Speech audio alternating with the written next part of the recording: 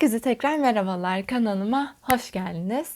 Evet, bu hafta için size getirdiğim dizi aslında nasıl diyeyim, benim bu Kore dramalarına düştüğüm zamanlarda izlediğim ve gerçekten benim fikrimi olumlu yönde etkileyen bir diziydi.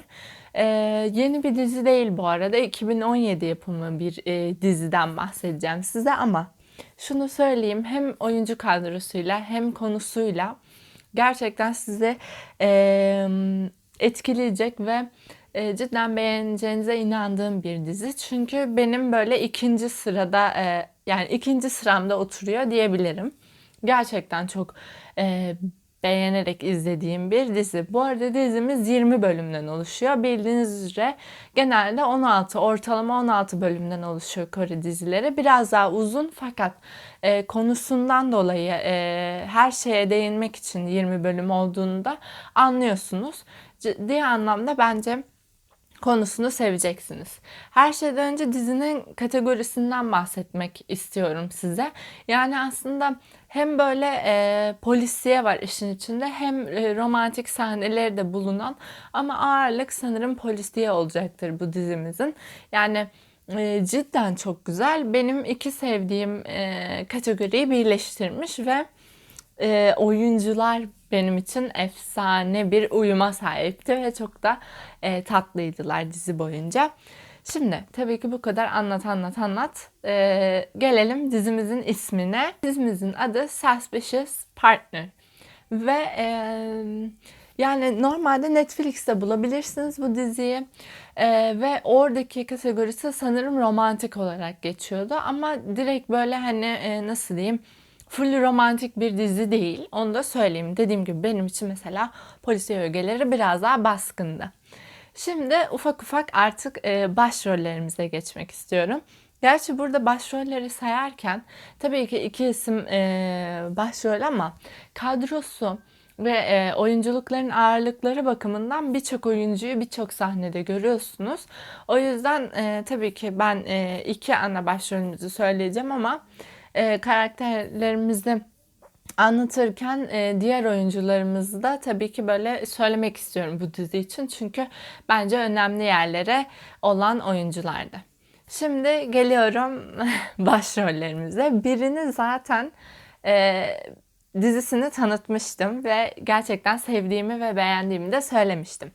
Bu oyuncumuz Ji Chang-wook ve burada canlandırdığı karakter ise bir savcı. Savcı olarak, yani o karakteri de çok güzel canlandırmış ve konusunda da zaten daha detayda ineceğiz bu anlamda, ama böyle nasıl diyeyim, cidden hem sinirli hem tatlı bir karakteri canlandırıyor ve birçok da şey yaşıyor aslında dizi boyunca. Zor bir karakterdi canlandırması bence. Ama gayet iyi bir şekilde canlandırmış oyuncumuz. Bir diğer ismimiz ise Nam Ji-hyun. Ve ben kendisini ilk burada gördüm ama buradaki rolünde çok beğendim. Yani bence çok güzel oynamıştı karakterini.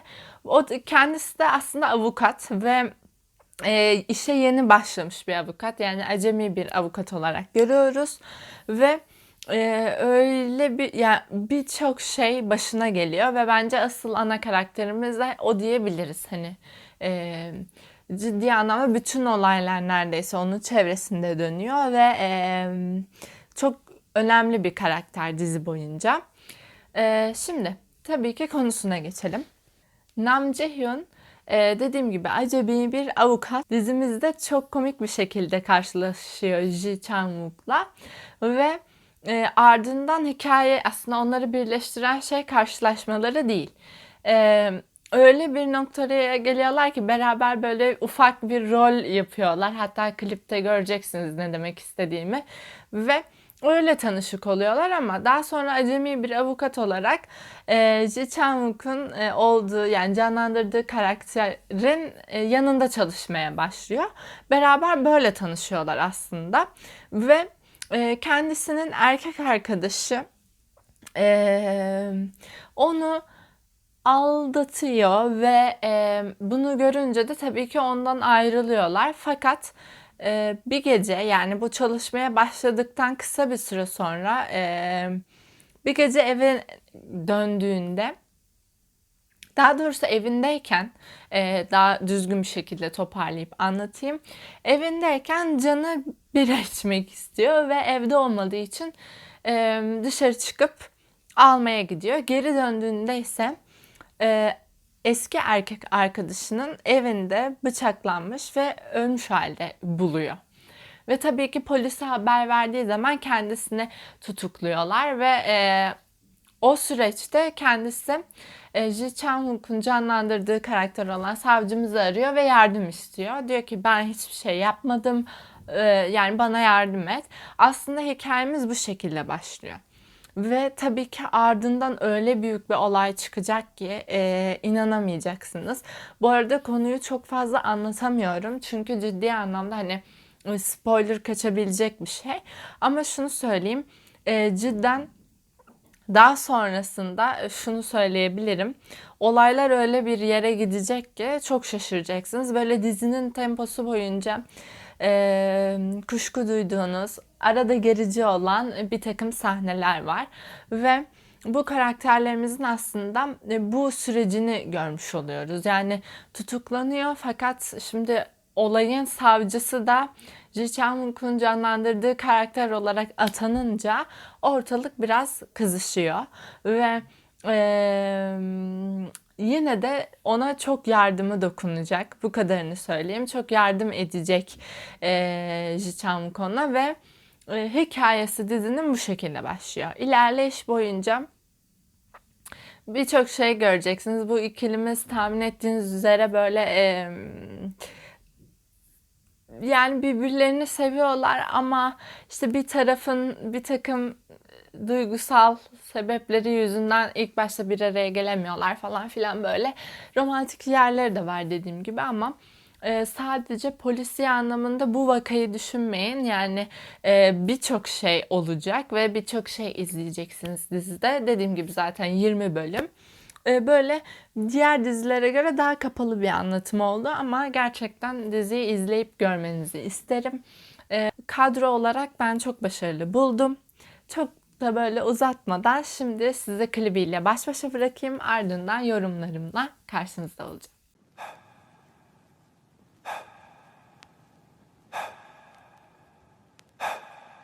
I cannot breathe without you being right by my side. I'll die. So can you please come over closer, hold me tight right now. 벗어나기 위해 몸부림쳐봐야 there's no answer. 해와 잠들 때까지 또 댓글 I really wanna know. Yeah. 난 이미 lost control. Oh. I'm going crazy now. 그 점에 수없이 난 다시 또 이 밤을 지새운다. 제 몸에 when I close my eyes, all I see is red lights. 알잖아 널 가만히 둘 수 없는 걸. 알잖아 널 가만히 둘 수 없는 걸. 도저히 널 가만히 둘 수 없는. I can feel my love. 어둠이 두꺼운 밤. I can feel my love. 알잖아 널 가만히 둘 수 없는 걸.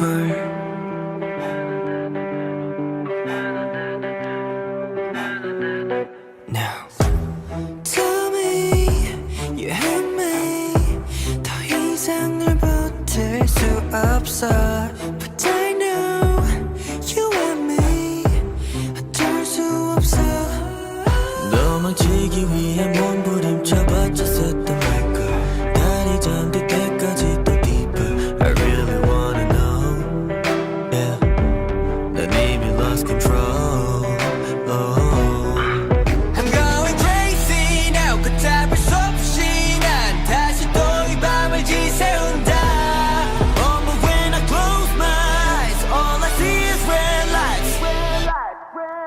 알잖아 널 가만히 둘 수 없는 걸 알잖아 널 가만히 둘 수 없는 걸 도저히 널 가만히 둘 수 없는 Crazy 어쩔 수 없이 난 다시 또 이 밤을 지샌다 Close my eyes all I see is real life 도저히 널 가만히 둘 수 없는 Make you feel my love 어둠이 뒤덮인 밤 Make you feel my love 알잖아 널 가만히 둘 수 없는 걸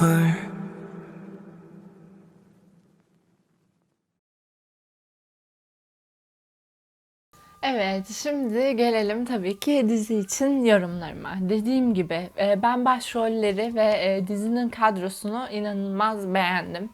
Dizinin konusu yani çok başarılı bir konuydu. Hani hem romantizmi verip hem yani ben şeye de çok sevdim bu arada. E, Yani böyle saçma sapan bir yere gideceğinden bir ara endişe duymuştum. Çünkü o kadar güzel başladı ki hani karakterimiz tutuklandı işte o mu değil mi falan.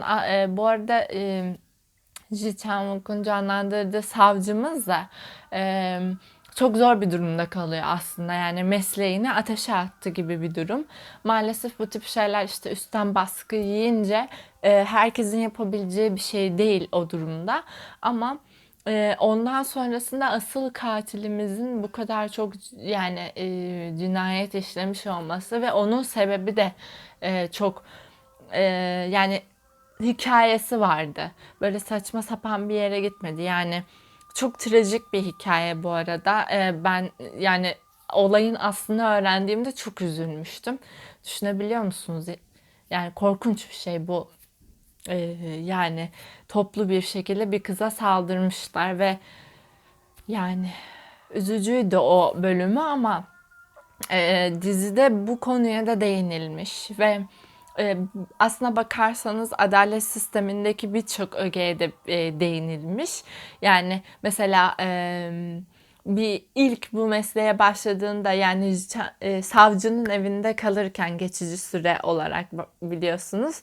O zaman yeni bir iş bulmaya çalışıyordu ve o iş bulamama süreci, toplumun onu dışlaması ki suçluluğu ispatlanmamış bir durumdayken gibi birçok şeye de eleştirel bir bakış açısı sunduğunu düşünüyorum.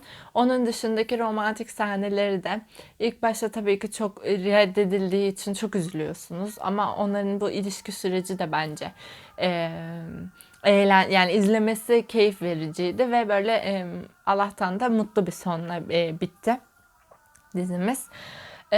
Cidden güzel bir diziydi. Yani her anlamda ben çok sevdim diziyi. Umarım siz de severek izlersiniz. Umarım klibini de beğenmişsinizdir. Eğer beğendiyseniz kanalıma abone olup videolarımı beğenip bana destek vermeyi unutmayın. Bir sonraki videoma kadar kendinize iyi bakın. Hoşça kalın.